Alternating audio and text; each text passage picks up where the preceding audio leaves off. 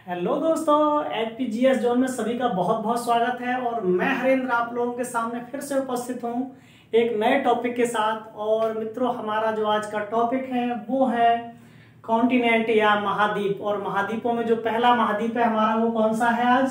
तो एशिया महाद्वीप। तो मित्रों, आज हम जो चर्चा करेंगे एशिया महाद्वीप के विषय में चर्चा करेंगे। इससे जो भी इंडिया एग्जाम में बनने वाले क्वेश्चन है उन सबको हम कवर करने की कोशिश करेंगे।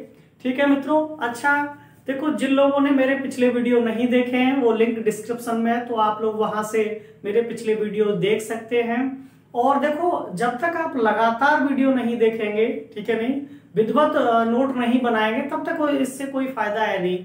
थोड़ी बहुत देर देख लिया या फिर यानी आप लगातार देखिए और नोट भी मेंटेन करते रहिए, तभी इससे कुछ प्राप्त होगा आपको। जैसा कि अभी हाल फिलहाल में आप लोग देख पा रहे हैं, पीटी का एग्जाम जल्दी ही होने वाला है कि यूपी से जो भर्तियां होंगी वो पैट के बाद ही होंगी। तो उम्मीद है कि एग्जाम जल्दी ही होगा, जल्दी ही इसकी डेट घोषित होगी।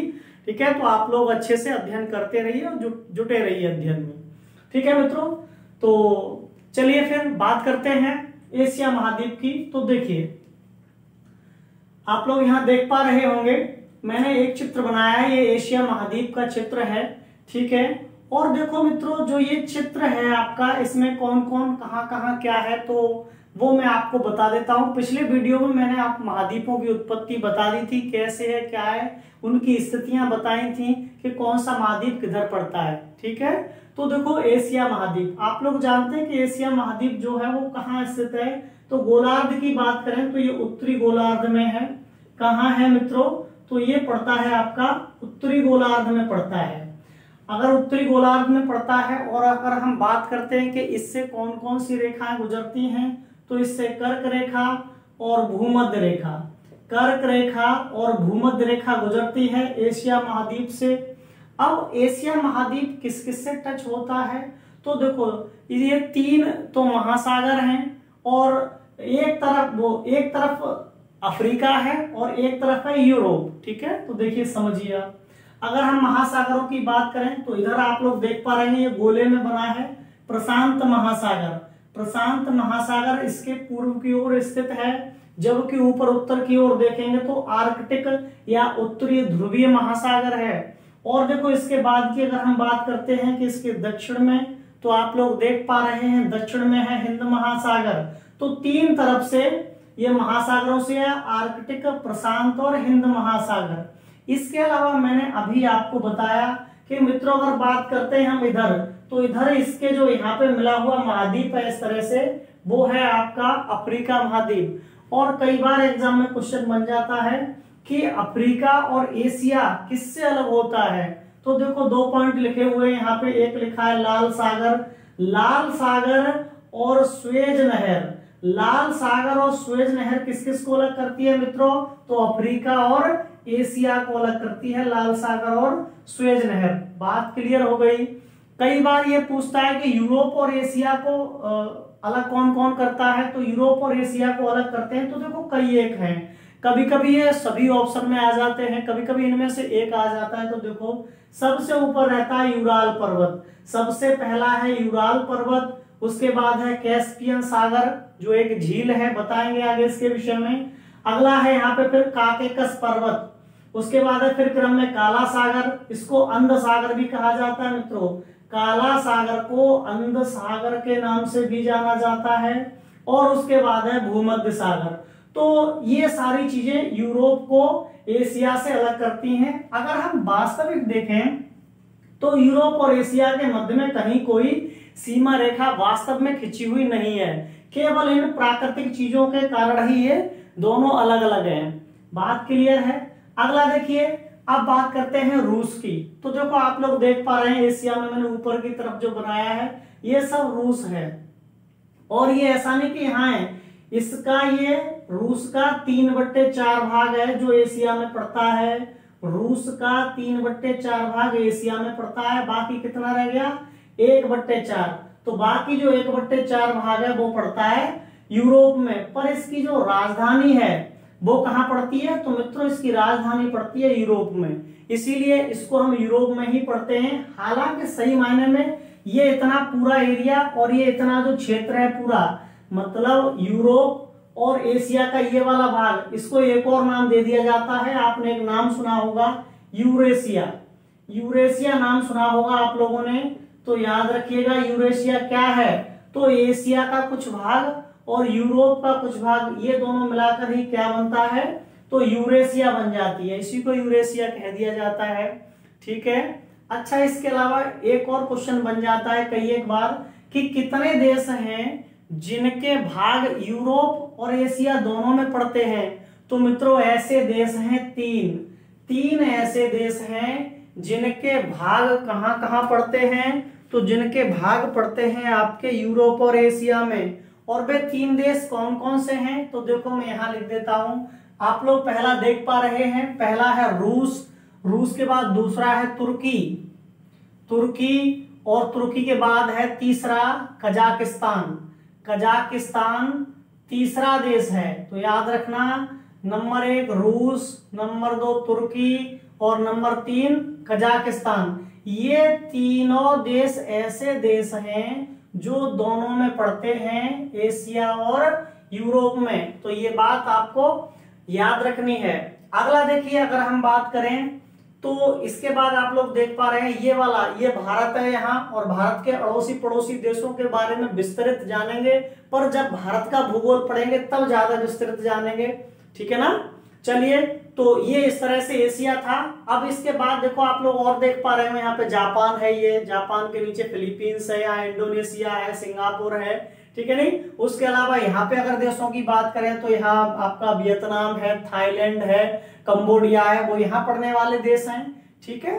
तो चलिए, अब देखो इससे बनने वाले जो क्वेश्चन हैं उनको और कवर करते हैं। तो मैंने पहले जिन पॉइंटों पर, जिन बिंदुओं पर चर्चा करनी है वो लिख दिए हैं। सबसे पहले मित्रों बात करें इसके क्षेत्रफल की, तो मैंने आपको बताया था कि ये विश्व का सबसे बड़ा महाद्वीप है और इसका जो क्षेत्रफल है वो स्थल मंडल का कितना है, तो स्थल मंडल का 30%। ये स्थल मंडल के 30% भाग पर स्थित है। एशिया कितने पर स्थित है, तो स्थल मंडल के 30% पर। हालांकि अगर वास्तविक कभी पूछ ले तो वास्तविक जो मान है इसका वो 29.8% है, 30% के बहुत नजदीक है, इसलिए एग्जाम में आपको 30% ही मिल जाता है। बात क्लियर हो गई। और क्षेत्रफल की अगर बात करें तो 4 करोड़, अगर मैं इसका वास्तविक क्षेत्रफल देखूं तो कितना है, 4,45,79,000 वर्ग किलोमीटर, ये इसका क्षेत्रफल है। बात क्लियर है। अब देखो हम बात करते हैं इसकी जनसंख्या और इसके कुल देशों की। तो सबसे पहले जनसंख्या की बात, अगर जनसंख्या की बात करेंगे मित्रों तो इसकी जो जनसंख्या है वो कुल जनसंख्या का, विश्व में कुल जनसंख्या कितनी है, तो विश्व में कुल जनसंख्या है आपकी 7.71 अरब।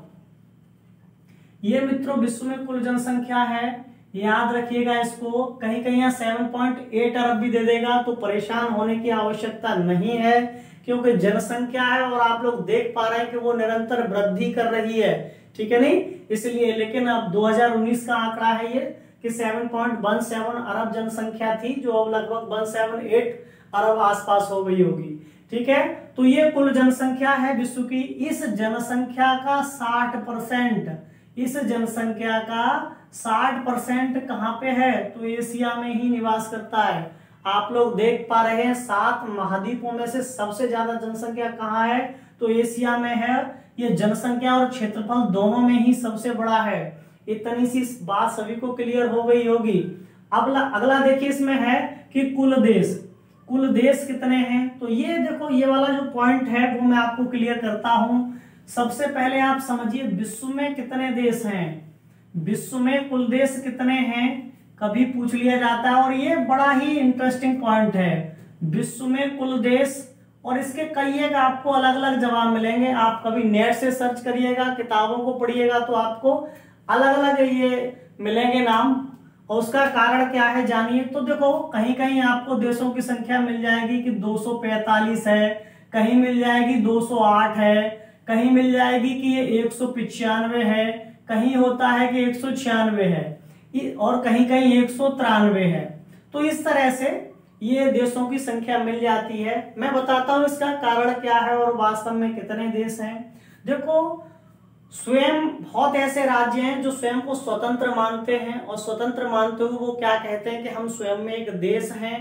पर कोई खुद में अगर देश कहता है तो उसके कहने से वो देश थोड़ी हो जाएगा। उसके लिए यूएनओ बना है, जो हमारा संयुक्त राष्ट्र संघ है वो बना है। संयुक्त राष्ट्र संघ जो डिसाइड करेगा वो बात मानी जाती है, ठीक है नहीं। तो देखो, हम जो बात करेंगे यूएनओ ने जो देश माने हैं, संयुक्त राष्ट्र ने जो देश माने हैं वो माने हैं 195। कितने माने हैं?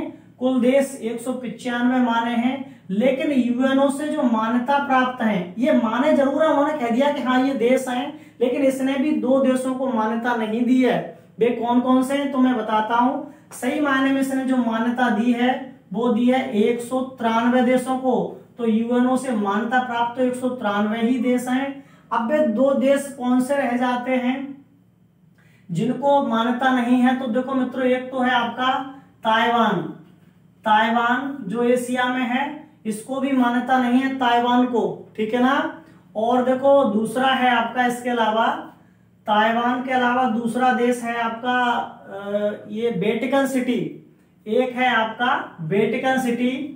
तो वेटिकन सिटी को भी देश की मान्यता नहीं है। तो ये 2 देश हैं, ठीक है। इनको कुछ देश मानते हैं, कुछ देश इनको देश मानते हैं, लेकिन यूएनओ इनको देश नहीं मानता है, ठीक है। फिर भी अगर लोगों ने दबाव डाला तो उसने कह दिया कि हाँ साहब ये चलो देश हैं, पर मान्यता इनको नहीं दी गई है।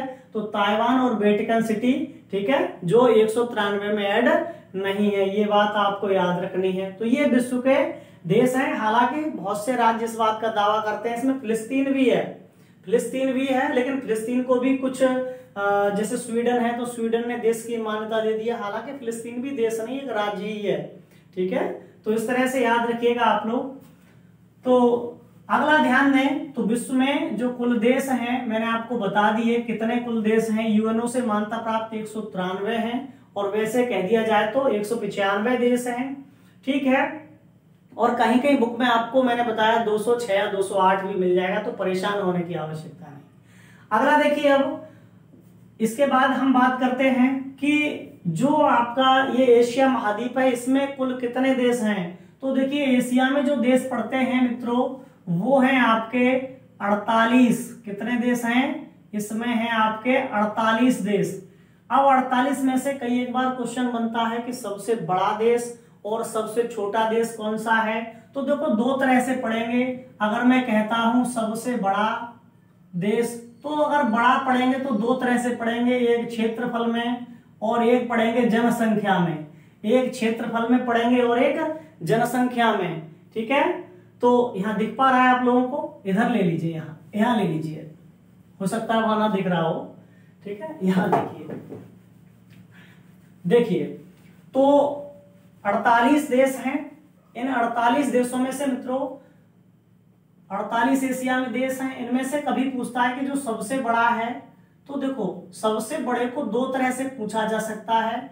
एक पूछ लेगा क्षेत्रफल में सबसे बड़ा, और एक पूछ लेगा जनसंख्या में। याद रखना, क्षेत्रफल और जनसंख्या में।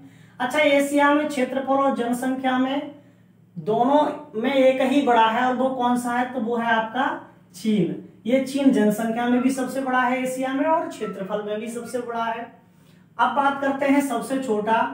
तो देखो, जो सबसे छोटा देश है वो भी हम 2 ही तरह से पढ़ेंगे कि क्षेत्रफल में सबसे छोटा हो और जनसंख्या में सबसे छोटा हो। तो मित्रों, ये भी एक ही है हमारे यहाँ एशिया में, वो है मालदीव।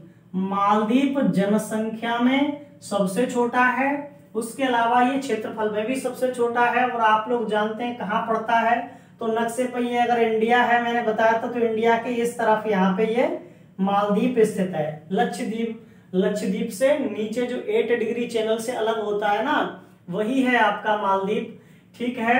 और आप लोग एक और बात जानते हैं कि अगर समुद्र का जो जल स्तर है वो इसी क्रम में बढ़ता रहा, तो सबसे पहले जल में जो डूबेगा वो मालदीव ही डूबेगा, ठीक है। तो चलिए, तो ये छोटे बड़े देशों की बात हो गई। इसके बाद बात करते हैं एशिया के सर्वोच्च शिखर की। तो एशिया में विश्व का सर्वोच्च शिखर मौजूद है। ठीक है, जब विश्व का है तो एशिया का तो होगा ही होगा, ठीक है नहीं। तो एशिया में विश्व स्तर का, एशिया में विश्व का जो सबसे ऊंचा शिखर है सभी जानते हैं कौन सा है, माउंट एवरेस्ट। एवरेस्ट जो किस देश में पड़ता है, तो जो हिमालयी देश है नेपाल में पड़ता है। अगर हम इसकी ऊंचाई की बात करते हैं कि कितनी ऊंचाई है, तो सभी जानते हैं कि इसकी ऊंचाई है 8,848.86 मीटर। ये इसकी ऊंचाई है, जो भी नवीन ऊंचाई घोषित की गई थी वो है। ठीक है, अगला देखिए, अब बात करते हैं निम्नतम बिंदु। तो निम्नतम बिंदु की अगर बात करें तो इसका जो सबसे निम्नतम बिंदु है, देखो दो तरह से, ये समुद्र स्तर से निम्नतम बिंदु है। जो समुद्र का स्तर है ना उससे निम्नतम बिंदु है, तो क्या है आपका, तो वो है मृत सागर। मृत सागर, डेड सी जिसको बोला जाता है, डेड सी। कहाँ है डेड सी, कभी पूछा जाए आपसे, तो इजराइल और जॉर्डन के सीमा पर स्थित है। ये इजराइल और जॉर्डन, इजराइल और जॉर्डन की सीमा पर स्थित है डेड सी। इसकी अगर गहराई की बात करें तो लगभग 400 मिल जाएगी आपको, लेकिन 396 मीटर गहरा है मृत सागर, जो विश्व में भी समुद्र के तल से सबसे निम्नतम स्थान है। ठीक है, अगला देखिए, बात करते हैं तापमान की। तो मित्रों तापमान भी दो तरह से ही पढ़ेंगे, एक अधिकतम पढ़ेंगे तापमान और एक निम्नतम। तो देखो तापमान की अगर हम बात करें तो एशिया में जो अधिकतम तापमान है, अधिकतम, और यहाँ करेंगे हम बात निम्नतम या निम्न तापमान कहाँ का रहता है। तो देखो अधिकतम तापमान रहता है आपका यहाँ एशिया में जैकोबाबाद। जैकोबाबाद एक जगह है, ये जगह है मित्रों पाकिस्तान में। कहाँ है, पाकिस्तान में है। और गर्मी के मौसम में यहाँ का औसतन तापमान 54 डिग्री रहता है। कितना, 54 डिग्री। अब मैंने औसतन बताया है, इसका मतलब क्या है कि 54 डिग्री से कुछ ऊपर भी चला जाता है और कुछ नीचे भी रहता है, तो औसतन 54 डिग्री यहाँ का तापमान रहता है। अब बात करते हैं निम्नतम तापमान एशिया में कहाँ रहता है। तो एशिया में जो सबसे ठंडा स्थान है वो ये रूस का साइबेरिया ही है। ये जो रूस था ना, मैंने रूस बनाया था, ये रूस का जो साइबेरिया है, बहुत सुना होगा आप लोगों ने, साइबेरियन क्रेन बहुत आते हैं हमारे यहाँ राजस्थान वाले केवलादेव घना राष्ट्रीय उद्यान में, तो वही है साइबेरिया। तो साइबेरिया में एक जगह पड़ती है वर्खोयांस्क, एक जगह है वर्खोयांस्क। ये जो जगह है वर्खोयांस्क, ये साइबेरिया रूस में स्थित है। साइबेरिया या रूस के उस भाग में स्थित है जो भारत में, जो एशिया में है। ठीक है ना। इसके अगर तापमान की बात करें तो इसका तापमान रहता है -69 डिग्री, माइनस में रहता है भैया, -69 इसका तापमान रहता है। और इतने कम तापमान रहने के कारण से पृथ्वी का ध्रुव या विश्व का ध्रुव भी कह दिया जाता है, पृथ्वी का ध्रुव उपनाम भी दे दिया जाता है। उसका कारण है कि इतने ठंडे तो ध्रुव होते हैं, जितना ठंडा ये है वर्खोयांस्क। बात क्लियर हो गई। अगला देखिए, अब बात करते हैं मित्रों पठार की। तो आप लोग देख पा रहे होंगे पठार क्या होता है। अरे भाई पठार और पर्वत क्या होते हैं, अभी खेल मैंने पढ़ाया नहीं है आप लोगों को, पर पठार क्या है ये जान लीजिएगा। देखो बड़े बहुत इजी है, आसानी से समझ पाएंगे। ऐसे समझिएगा कि कोई भी इस तरह से शिखर युक्त पर्वत है, क्या है ये, इसका शिखर ही तो है भाई। तो कोई पर्वत अगर शिखर युक्त है तो उसे तो पर्वत कह देते हैं, पर अगर ये शिखर हटा दिया जाए इसके ऊपर से तो ये क्या बन जाता है, ये पठार बन जाता है। लेकिन इसमें भी एक ऊंचाई निर्धारित रहती है कि 700 मीटर से ऊंचे होने चाहिए। 700 मीटर से जो ऊंचे हैं अगर उन पर शिखर है, ठीक है, तो वो पर्वत कहलाएंगे। और मान लीजिए कोई भी 700 मीटर से ज्यादा ऊंचा है और शिखर नहीं है तो वो पठार है, ठीक है ना। और 700 मीटर से नीचा है और शिखर है तब भी उसे पठार में गिनते हैं, फिर उसको पर्वत में गिनती नहीं की जाती है। तो याद रखना ये 700 मीटर इनका जो है पठार और पर्वत के लिए डिवाइडेशन है। अगला देखिए, अब पठार की बात कर रहे थे तो मैंने बता दिया क्या होता है। यहां से कुछ क्वेश्चन आते हैं इससे, जैसे एशिया में विश्व के बड़े और ऊंचे पठार दोनों ही स्थित हैं। तो सबसे पहले हम बात कर लेते हैं एशिया में विश्व का जो सबसे बड़ा पठार है। एशिया में विश्व का सबसे बड़ा पठार, तो एशिया में विश्व का जो सबसे बड़ा पठार है उसका नाम है तिब्बत का पठार। कौन सा पठार है? तो तिब्बत का पठार है। और ये कितना बड़ा है तो इसका क्षेत्रफल देख लीजिएगा, ये है आपका 2 लाख वर्ग किलोमीटर में। कितना में है ये? तो 2 लाख वर्ग किलोमीटर में स्थित है आपका तिब्बत का पठार। अगला देखिए, अगली अगर बात करें कि सबसे ऊंचा, ऊंचे और बड़े में दोनों में अंतर रखना। ऊंचे का मतलब होता है लंबा, इस तरह से ऊंचा है, और बड़े का मतलब होता है कि क्षेत्रफल में ज्यादा। तो ये मैंने बताया ये कैसा है, ये बड़ा है, याद रखना, मतलब क्षेत्रफल में ज्यादा, इसीलिए मैंने आपको यहाँ क्षेत्रफल लिखा है। कंफ्यूज होने की आवश्यकता नहीं है। अगला देखिए, बात करते हैं विश्व का सबसे ऊंचा पठार। तो विश्व का जो सबसे ऊंचा पठार है वो है आपका पामीर का पठार। कौन सा पठार है? तो वो है आपका पामीर का पठार। पामीर का पठार ये सबसे ऊंचा है, और इसकी अगर औसतन ऊंचाई की बात करें तो लगभग 5 किलोमीटर है। लगभग 5 किलोमीटर इसकी ऊंचाई है। हालांकि कहीं कहीं 5 किलोमीटर से कुछ कम दी होगी, ठीक है, पर लगभग 5 किलोमीटर ये ऑप्शन में आ जाता है। तो याद रखना ये बहुत अधिक ऊंचा है भाई, 5 किलोमीटर तो बहुत हो गया। इसीलिए पामीर के पठार को उपनाम दिए जाते हैं। इसे संसार की या विश्व की छत भी कहा जाता है। संसार की छत, या इसको क्या कह देते हैं? विश्व की छत भी कह देते हैं। विश्व की छत, क्योंकि अधिक ऊंचा है ना, इसीलिए इसको संसार की छत या विश्व की छत कह दिया जाता है। तो ये पठारों से बनने वाले क्वेश्चन थे। अब देखो, बात करते हैं झील। तो एशिया में झील, देखो झील क्या होता है तो आप समझ लीजिएगा कि तालाब का बड़ा रूप है ये। झील क्या है? तो तालाब का ही बड़ा रूप है झील। अब अगर हम झीलों की बात करें तो देखो 2 बड़ी झीलें स्थित हैं यहाँ पे। सबसे पहले हम बात करेंगे विश्व की, एशिया में विश्व की सबसे बड़ी झील। अब बड़ा आ गया, इसका मतलब क्या है कि क्षेत्रफल में ज्यादा होगी। तो सबसे जो बड़ी झील है विश्व की वो है आपका कैस्पियन सागर। क्या नाम है उसका? कैस्पियन सागर। ये विश्व की सबसे बड़ी झील है, और जब बड़ी है तो जाहिर सी बात है कि इसका क्षेत्रफल, तो इसका जो तलीय क्षेत्रफल है वो है आपका 3,71,000 वर्ग किलोमीटर। 3,71,000 वर्ग किलोमीटर में स्थित है आपकी कैस्पियन सागर। बात क्लियर हो गई? जो विश्व की सबसे बड़ी झील है। देखो एक और झील है, वो है आपकी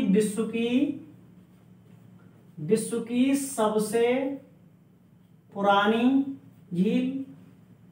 विश्व की सबसे पुरानी और सबसे गहरी, विश्व की सबसे पुरानी और सबसे गहरी झील। तो ये कौन सी झील है? तो देखो वो झील का नाम है बैकाल झील। कौन सी झील है? बैकाल झील है। और बैकाल झील मैंने कहा सबसे पुरानी, तो कितनी पुरानी? तो ये 3 करोड़ वर्ष पुरानी है। 3 करोड़ वर्ष पुरानी है, पहली बात। दूसरी बात मैंने कही आपको कि सबसे गहरी है, तो कितनी गहरी है? तो देखो इसकी गहराई भी बुक्स में अलग अलग दी गई है, कहीं औसतन लिखी है, कहीं निम्नतम बिंदु लिखा है, पर मैं आपको औसतन गहराई बता देता हूं। यही अधिकतर पेपरों में पूछी जाती है। तो वो है आपकी 1640 मीटर। 1640 मीटर गहरी है ये, जो विश्व की सबसे गहरी झील है। एक और देखो अच्छा पॉइंट है, इसको समझिएगा कि कभी पूछा जाए कैस्पियन सागर और जो बैकाल झील है वो किस देश में है, तो कभी भी देश पूछे तो याद रखना रूस लिखेंगे आप लोग। कहां पे टिक करेंगे भाई? तो आप लोग कहेंगे कि बैकाल झील और कैस्पियन सागर दोनों ही रूस में हैं। पर कभी भी ये पूछ लिया जाए कि किस महाद्वीप में है, तो एशिया में। क्यों? तो उसका कारण है, मैंने अभी आपको ये जब चित्र बनाया था तो ये यहाँ पे स्थित है। आप लोग देख पा रहे हैं, मतलब जो 3/4 भाग रूस का भारत में पड़ता है, ये झीलें उसी क्षेत्र में पड़ती हैं। बात क्लियर हो गई ना। इसलिए इन पर कब्जा किसका रहता है, तो कब्जा रहता है रूस का। एक और बात कि इनके जल पूछ लेता है, कई एक बार पूछता है कि इनका जल कैसा है। तो आप लोग देखिए, कैस्पियन सागर है, इसके जल की जो प्रकृति है वो है खारा। कैसा जल है, खारा लवणीय जल है इसका, मतलब इसके जल को हम पी नहीं सकते, पीने योग्य नहीं है। लेकिन कभी पूछा जाए बैकाल झील का जल, तो इसका जल कैसा है मित्रों, इसका जल है मीठा जल। और फिर इससे एक और क्वेश्चन बन जाता है कि विश्व में सबसे ज्यादा मीठे जल का भंडारण किस नदी में है, तो वो है आपकी बैकाल झील। हालांकि एक उत्तरी अमेरिका में भी झील है जिसका जल सबसे ज्यादा मीठा है, ठीक है नहीं, लेक सुपीरियर, तो आप उत्तरी अमेरिका में पढ़ेंगे उसको। तो ये झीलें थी। इसके अलावा देखो अगला जो पॉइंट है वो है सबसे गहरी गर्त। और मित्रों मैं सबसे गहरी गर्त के विषय में बता चुका हूं पहले ही। जो प्रशांत महासागर में विश्व की सबसे गहरी गर्त है मेरियाना, जो कहां पड़ती है, मेरियाना फिलीपींस के पास। मेरियाना गर्त या चैलेंजर ट्रेंच 11,022 मीटर, या कहीं कहीं दिया होगा 11,033 मीटर, तो कंफ्यूज होने की आवश्यकता नहीं है, बुकों में दोनों ही सही दिए हैं, ठीक है। वो आपका ऑप्शन जब भी आएगा एग्जाम में तो ये कहीं आएगा, कभी दोनों ऑप्शन नहीं आते, तो परेशान ना हो, ठीक है। अब बात करते हैं मरुस्थल। तो मरुस्थल देखिए भाई क्या होता है मरुस्थल, ये तो सभी जानते हैं। किस क्षेत्र को मरुस्थल कहा जाता है, ऐसा क्षेत्र जहां वर्षा 25 सेंटीमीटर से भी कम होती है। क्या कह दिया जाता है, मरुस्थल कह दिया जाता है जहां वर्षा 25 सेंटीमीटर से भी कम हो। अब देखो हम बात कर रहे हैं एशिया का सबसे बड़ा मरुस्थल। तो एशिया में मित्रों जो सबसे बड़ा मरुस्थल है उस मरुस्थल का नाम है गोबी मरुस्थल। कौन सा है, गोबी मरुस्थल है। गोबी मरुस्थल ये एशिया का सबसे बड़ा मरुस्थल है। कई बार पूछ लेता है देश, किस देश में है ये, तो ये चीन के पीछे है, मंगोलिया, ठीक है नहीं। अरे चंगेज खान जो था वो कहाँ का था, तो मंगोलिया का था, तो वही वाला मंगोलिया है ये, तो मंगोलिया, ठीक है। जो गोबी मरुस्थल है वो मंगोलिया में पड़ता है, जो एशिया का सबसे बड़ा मरुस्थल है।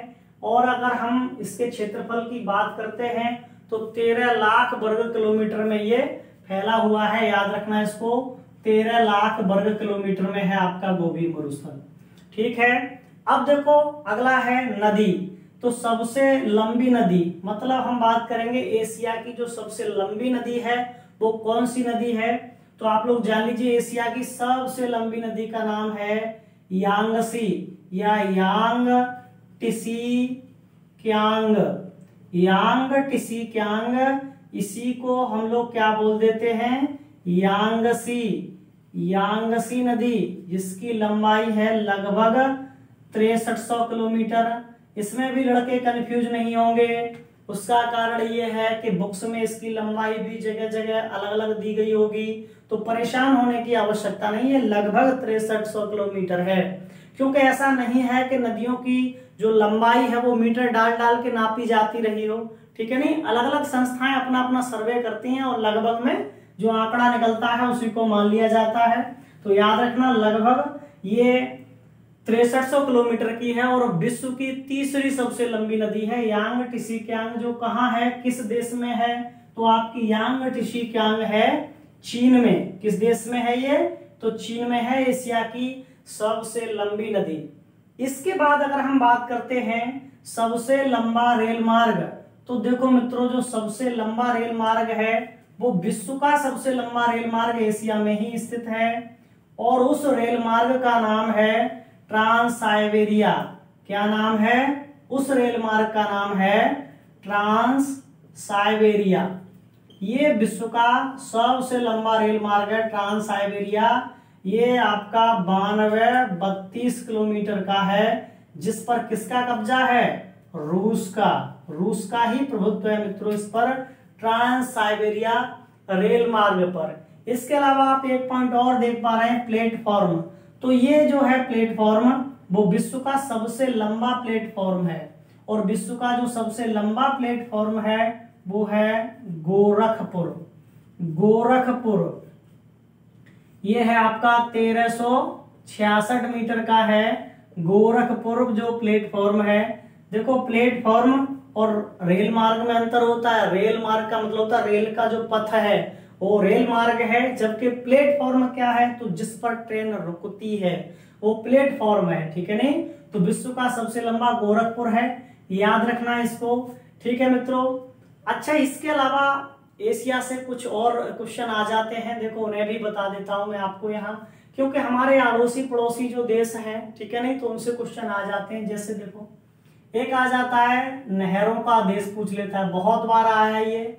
नहरों का देश किस देश को कहा जाता है, तो मित्रों वो है आपका पाकिस्तान।